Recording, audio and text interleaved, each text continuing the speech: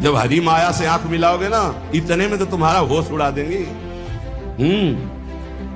देख लो, भगवान कह रहे मत देखो उधर। नहीं कहते हम बड़े सूरवीर हम देख रहे हैं, तो उनके पास बाण क्या है? अच्छा देखो, अब जाओ बैठोगे ध्यान में, वही मुस्कुराहट आएगी। बहुत सावधान। शरीराकर्षण होने लगे तो त्राहिमाम, भागो भागो। माया आती कैसे जानते हो? झुक के। तो जाती कैसे? रौन के। मोक्ष धर्मावलंबी साधु, कभी किसी जीव को मैथुन करते हुए मत देख लेना, नहीं जिसे हमारी दुर्गति हुई तुम्हारी पक्की हो जाएगी। जब कोई भोग दृष्टि से किसी माता बहन को देखता है तो मदिरा में उतना नशा नहीं, इतना उसकी बुद्धि भ्रष्ट हो जाती इस दृष्टि मात्र से। इसलिए गोस्वामी तुलसीदास जी ने कहा है, जो चाहे आपन कल्याणा, सुजस सुमत शुभगति शुभ नाना, शुभ परनार लीलार गोसाई, तजौ चौथ के चंद्र की नाई। जैसे चौथ के चंद्रमा को देखने से कलंक लगता है, ऐसे ही किसी भी माता बहन की तरफ काम दृष्टि से देखोगे मरोगे। मरोगे मरना परमार्थ से भ्रष्ट हो जाओगे, होश में हो जाए। ये जब बहुत तिरछी चितवन से माताओं बहनों की तरफ जो देखते हैं तो लगता है तुम समझते हो हम बड़े वीर हैं, बड़ी चतुराई से देख रहे हैं। अरे अपने नाश का रास्ता पुष्ट कर रहे हो, उनका कुछ नहीं बिगाड़ पाओगे। वो हरि माया बलवंत भवानी, वो इतने बल से युक्त है, तुम्हारा चितवन और मुस्कान सब तुम्हारे लिए ही नरक का द्वार बन जाएगी। इसलिए होश। अरे आए हो अपना काम बनाने की, काम बिगाड़ने आए हो? जहां काम बन रहा है वहीं काम बिगाड़ने आए हो तो तुम्हें विश्व में कहां ठोर मिलेगी? धाम में सत्संग में तुम इधर उधर ताक झांक करोगे। अरे तुम्हें धिक्कार है, दुनिया में ताक झांक करते हो, यहां तो अपनी तरफ झांक लो, यहां तो अपने अंदर झांको कि तुम क्या हो। वही बहिर्मुख वृत्ति, वही। अरे जिसको तुम भोगने की दृष्टि से देख रहे हो, जगत भोगता है उसके अंदर, वो देख रहा है तुम्हारा सर्वनाश कर देगा। ऐसी जगह गिराएगा जहां उठने के लायक नहीं रहोगे। हमारी बातें थोड़ी कड़वी लगेंगी, समझ लो। हमसे हजारों गलतियां हुई, हजारों गलतियां हो सकती, लेकिन कहां हुई ये तो ध्यान रखो। धाम में हो, यहां तो थोड़ा दिमाग सही कर लो।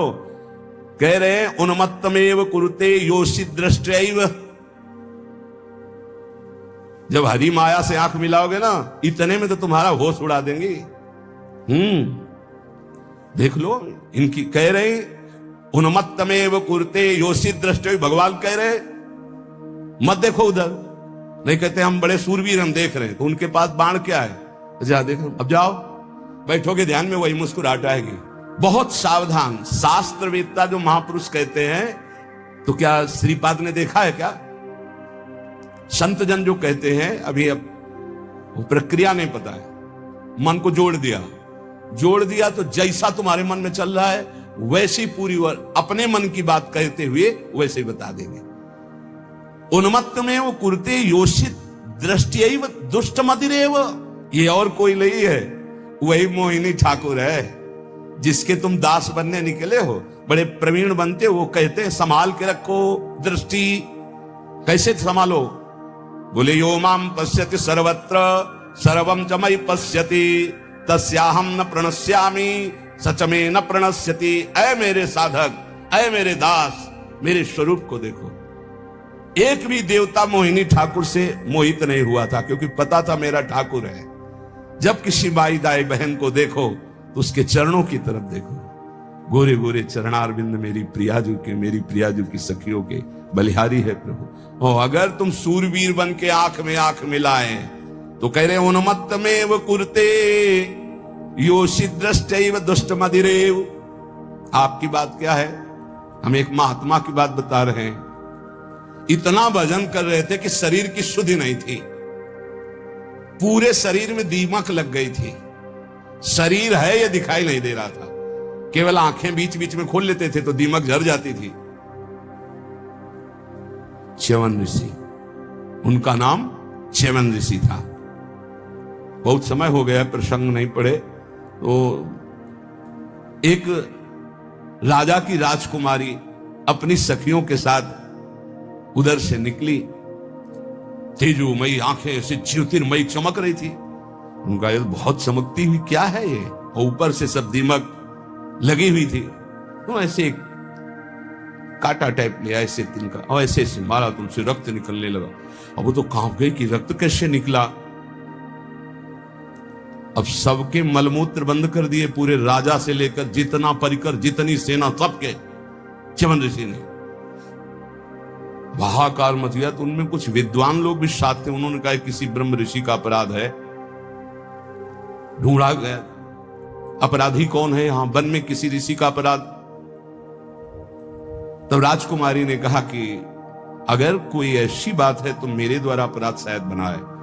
एक दीमक का पिंड जैसा था, उससे 2 ज्योति जगमगा रही थी और हमने उसमें, तो उससे रक्त सारे बोले च्यवन ऋषि का ये पूरा क्षेत्र है, कहीं ऐसा तो नहीं किया च्यवन ऋषि को तुमने।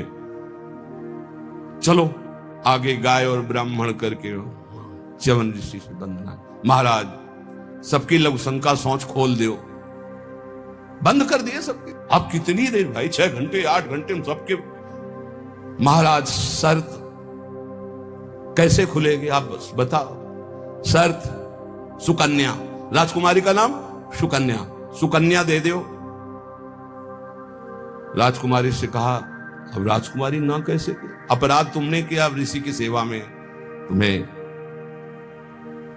उन्मत्तमेव कुरुते योषित दृष्टैव दुष्ट मदिरैव। जाओ सबके लघुशंका सोच खुल जाए, जाओ अब सब यहां से। वो तपस्या के द्वारा महल वैभव और अपना स्वरूप प्रकाशित किया जो देवराज इंद्र के पास भी नहीं। तपस्या का प्रयोग कहां होने लगा, कहां गया तपस्या का, माया में। ऐसे ही महाराज हमारे पड़ोसी सौभरी जी महाराज, सिवार लग गई थी शरीर में और यमुना जी में समाधि। मछली को देखा खेलते हुए, मैथुन करते हुए। देख लो मोबाइल देखने वालों, जब मैथुन मछली का देखा तो महाराज को लगा कि है कोई सुख। बताओ अभी तक जल में हजारों वर्ष समाधि लगाने वाले महात्मा ब्रह्म सुख का वो अनुभव, और मछली के मैथुन सुख को देखकर सोचा अब तो इस सुख का अनुभव करेंगे। तो सामर्थ्यशाली महात्मा कहां जाए, तो छोटे मोटे घर गृहस्थी के पास थोड़ी गए। चक्रवर्ती सम्राट राजाधिराज मानधाता के पास दुर्गंध आ रही थी मछली किसी शरीर से, सिवार पानी के अंदर की हड्डी हड्डी थी, गाल चपके हुए, आंखें तेजोमयी, देख के डर जाए आदमी। महाराज तो मानधाता बहुत बड़े प्रतापी राजा हुए हैं। महाराज आज्ञा कीजिए। बोले विवाह करना चाहता हूं। बोले आदेश कीजिए, किससे कराए? बोले आपकी राजकुमारी से। 50 कन्या थी। घबरा गए कि ऐसे महात्मा के लिए अगर राजकुमारी समर्पित कर दी तो मतलब राजकुमारी का जीवन क्या होगा, महलों में पल। तो उन्होंने कहा महाराज जो तुम्हें राजकुमारी पसंद हो पसंद कर ले आप उसे, क्योंकि जानते थे ना बोले कि सांप हो तो सांप कौन भोगे, इनको पसंद ही कौन करेगा। बोले महाराज जो तुम्हें पसंद कर ले। तो समझ गए सौभरी जी, तपस्या के द्वारा ऐसा रूप बनाया। मंत्री ने जाके कहा महाराज सौभरी पधार रहे हैं, जो राजकुमारी पसंद करना चाहे पसंद कर ले। जो पधारे तो खुशबू से पूरा महल भर गया, तेजो रूप। 50 ने कहा हम वरण करेंगे। बोले चलो। मानधाता से कहा 50 पुत्रियां तुम्हारी तय। मानधाता के सामने सौभरी ऋषि और उनके सामने दिव्य रूप। मानधाता ने कहा रहेंगी कहां? बोले कल आ जाना यमुना किनारे। ऐसे अमरावती नगर से भी श्रेष्ठ पुरी की रचना की, सेवा खाती घोड़ा रत्न वैभव सब। फिर 50 से 500 हो गए धीरे धीरे। तो जब बैठे थे वो अगल बगल छोरी छोरा खेल रहे थे, तब उनको ध्यान आया इन्हीं से बचने के लिए तो यमुना में समाधि लेते थे।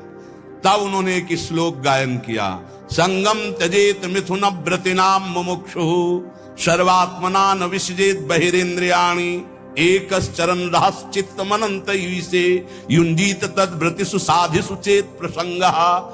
ऐ मोक्ष धर्मावलंबी साधु, कभी किसी जीव को मैथुन करते हुए मत देख लेना न, जिसे हमारी दुर्गति हुई तुम्हारी पक्की हो जाएगी।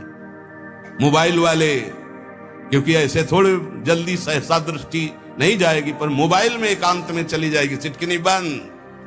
बोले क्या? बोले हमारा एकांत भजन का समय है। अब सर्च करके जो देख रहे हैं तो वो तुम्हारा सर्वनाश कर देगा। मछली की क्रीड़ा से मेरी ये दुर्गति हो गई। बोले तुम्हारी क्या होगी? इसलिए संगम त्यजेत मिथुनम, व्रतिनाम मुमुक्षु, जो मैथुन धर्म से युक्त प्राणी, इनका संग त्याग दो, इनका दृश्य मत देखो, इनका संभाषण मत सुनो। सर्वात्मना न विसजेत बहिरेंद्रियाणि, इंद्रियों को खुला छूट मत दे दो, अंतर्मुख रखो, एकस अकेले रहो। चित्त मनंत से, चित्त को ईश्वर में सदैव लगाओ। अकेले का मतलब आंतरिक वृत्ति से।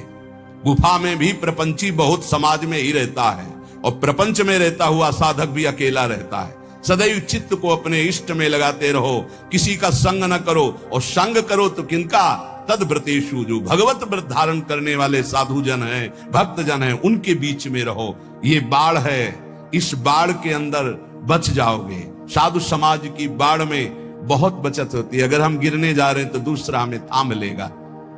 इसलिए कह रहे हैं उन्मत्तमेव कुरुते योषि दृष्ट्वैव दुष्ट मदिरेव।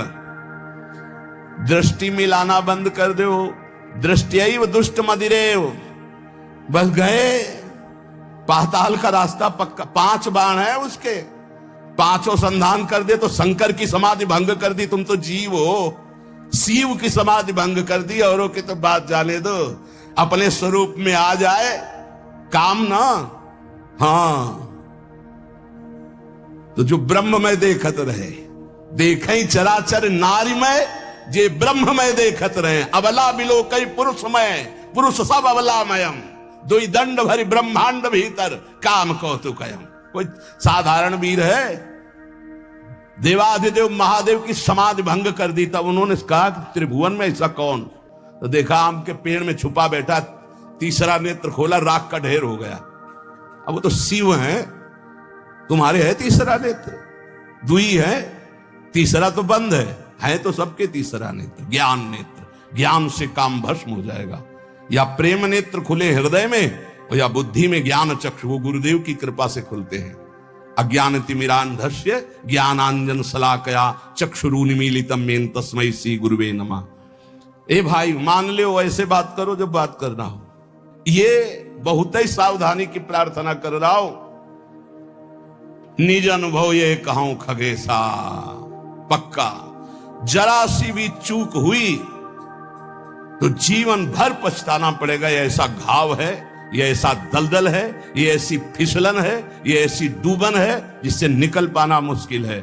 मुस्कुराहट तो जिंदगी की खो जाएगी।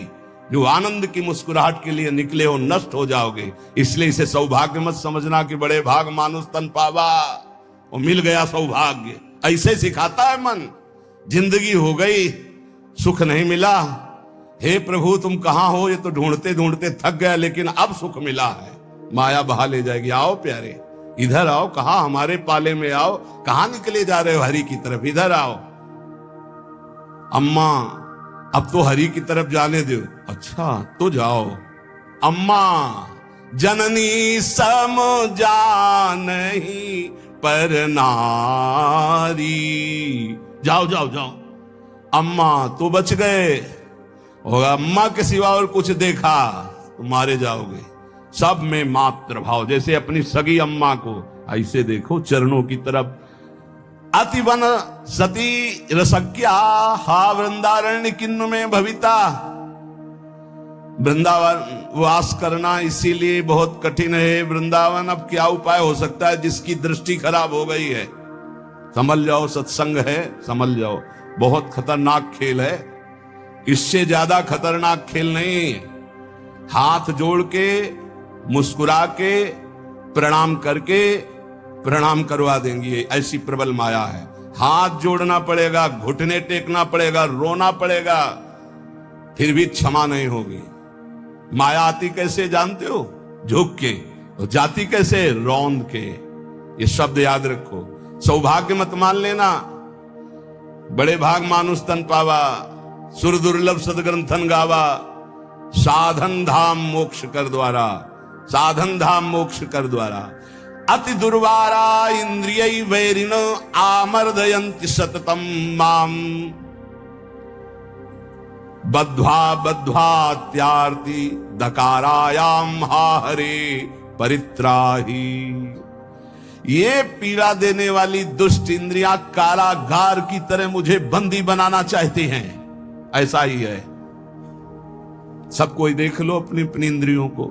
ये दुर्दांत दुश्मन इंद्रियां निरंतर पीड़ा देते हुए मुझे बंदी बनाना चाहती भोगों में, नहीं, हा हरे परित्राहि त्राहि माम, ऐसे बचा जाता है। हे हरि मुझे बचा लो, मुझे इंद्रियां फंसा रही है, मुझे फंसा रही। कंदर्प शविष विषखैर निरवधिमं दह्यमानस्य, शिकारी वीणा वादन करता है हरिण पहले बुलाने की, इतना मधुर वीणा वादन साधु बन के बजाता है। हिरण बेचारे नजदीक आ जाते हैं, पास में ही धनुष बाण मारा खींच के, वही ढेर हो गया। कंदर्प शविष विषखैर, ये शरीर है वीणा का, कामदेव की वीणा वादन का शरीर का आकर्षण करके, और निरवधिमं दह्यमानस्य विषखैर, काम बाण का संधान किया, ढेर कर दिया। बड़े बड़ों को इतिहास साक्षी है, इसलिए पहले वीणा वादन से ही बचे। शरीर आकर्षण होने लगे तो त्राहिमाम, भागो भागो। अगर आपको अपना सुंदर बनाना है तो परम सुंदर श्री हरि का ध्यान करो, प्रियाजू का ध्यान करो, संयम से रहो, तब तो समझ। अच्छा, हमारी सुंदरता तभी काम की जब सुंदर शिरोमणि प्रभु हमें स्वीकार कर ले। ये मरण धर्मा शरीर दीजेंगे तो क्या करेंगे, क्या करेंगे, क्या दे देंगे मरण धर्मा। इसलिए अति दुर्वारा इंद्रिय वैरिण आमर्दयंती सततम माम। गौर से देखो तो प्रभु दिखाई देने चाहिए, अन्यथा कुछ नहीं है इनमें। कौन सा सुंदर रूप है, कहां सुंदरता है, कहां सुंदरता रह गई है। उन्मत्त में वो कुरते योषित दृष्टि दुष्ट मदेरे, जो हमारा शास्त्र कहता है उसको ध्यान दो। कभी किसी भी माता बहन से बात करनी हो तो चरणों में देखे। देखो भगवान तो सर्वत्र विराजमान है।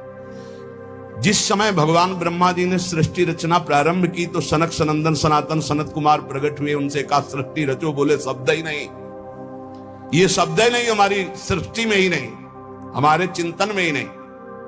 हर समय समाधिस्थ हरिशरणम। फिर और ऋषि प्रकट किए, सब अपने स्वरूप में स्थित। तब फिर अपने शरीर के दो भाग किए, एक में महाराज मनु और एक में शतरूपा। फिर ये परस्पर ऐसा आकर्षण प्रकट हुआ जिससे सृष्टि वर्धन, नहीं सब ब्रह्म स्वरूप, सब भजनानंदी, भजन में ही डूबने के लिए। तब ब्रह्मा जी ने अपने शरीर के दो भाग के, वामांग से शतरूपा और दाहिनी भाग से महाराज मनु, और यहां से फिर ये मैथुन सृष्टि प्रकट हुई। जिसे भगवत मार्ग में, चाहे वो गृहस्थ हो या विरक्त, गृहस्थ है जिससे पाणी ग्रहण मात्र किया उससे, विरक्त है तो संपूर्ण चराचर जगत में अपने इष्ट का भाव रखते हुए चलना है। नहीं तो अति दुर्वारा इंद्रिय वैरिण आमर्दयंती सततम माम। देखो, जब अच्छा साधक कहीं गड़बड़ हो जाता है तो वो अपने जीवन को ही नष्ट कर देता है। ये अपने वृंदावन की बात है कि दरपानी घाट की तरफ कोई साधक एकांतवास करता। अभी हमसे कल प्रश्न हुआ कि नए साधक को एकांतवास करना चाहिए या सत्संग साधु समागम। तो हम कहा नए साधक को सत्संग साधु समागम करते हुए थोड़ा समय एकांतवास करना चाहिए। जैसे आप आ रहे तो घंटे, 2-4 घंटे, 6 घंटे आपका एकांत में कमरे में भी, और हर समय आप घेरे के अंतर्गत हो। अकेले रहने में, वो भी साधक को साधन में एकांतवास बहुत सावधानी का करना है। मोबाइल तो बहुत ही घातक है, बहुत ही सहायक है। अगर मन चंचल हो रहा है आप सत्संग लगा लो। मन चंचल को शांत कैसे करें, सैकड़ों सत्संग इस विषय के पड़े हुए हैं। अगर आप सावधान नहीं तो फिर मन चंचल होकर विषय सेवन में ले जाए। अब वो रोज मोबाइल का गलत प्रयोग देख रहे थे, उनको घृणा हुई अपने जीवन से और उन्होंने अपना जीवन शांत कर लिया। यही वृंदावन में क्या फायदा हुआ? जीवन शांत होने से क्या भगवत प्राप्ति हो गई? अगर सत्संग मिलता होता तो कम से कम इतनी हिम्मत तो हो जाती कि मोबाइल को ईंट से कुचल देते। अपने को क्यों शांत किया? अपने को तो आप सुधारा जा सकता है, अपने को तो बचाया जा सकता है विषय सेवन से। इसलिए बहुत सावधान, नहीं कभी आपका मन जो गलत मार्ग में शिक्षा दे रहा वही आपको नष्ट कर देगा। बहुत सावधान। कलिकाल है ऐसा, यंत्रों में एक क्षण में आप संसार की गलत बातें देख सकते हैं। वो बहुत बुद्धि को नाश करने वाला है, बहुत बुद्धि। छोटे छोटे बच्चे बताते हैं कि हमारी दुर्दशा इससे हो गई। इसलिए कंदर्प शविष विषखैर निरवधि मम दह्यमानस्य। जब कोई किसी माता बहन की तरफ या विपरीत शरीर की तरफ देखता है तो कामदेव उसी समय विषिक अपने बाणों का संचार करता है। हाय, कैसे उससे शांति मिल सकती है जिसके हृदय को काम ने बेध दिया है।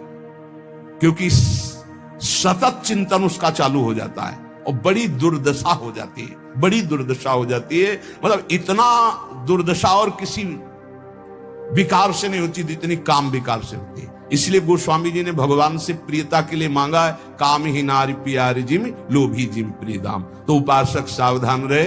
आज सत्संग में श्रीपाद प्रबोधानंद जी ने खास तौर से वृंदावन की बात बताई कि यहाँ ये नित्या निर्विकारा निर्वधि गुणाहा प्रपंच से ऊपर उठा हुआ महापुरुष निष्प्रपंचाहा समस्त दोषों से रहित भगवत अनुराग से युक्त होकर प्रिया प्रीतम की दिव्य केली को देखता है। यहाँ कैसा भी दुष्ट स्वभाव का आ जाए उसे भगवत प्रेम मिलता है। पर उपासक को यहाँ रहते हुए ये सावधानी करनी कि वर्तमान में कभी हमारा कोई विपरीत संयोग शरीरों का आकर्षण हमें नष्ट न कर दे, क्योंकि प्रिया प्रीतम की महान प्रेम भूमि है। अपने को इस बात के लिए संभालना है। बहुत जन्म हम लोग गिरते रहे, बहुत जन्म पतित होते रहे, अब थोड़ी हिम्मत कर ले, भगवत मार्ग में थोड़ी हिम्मत से चले।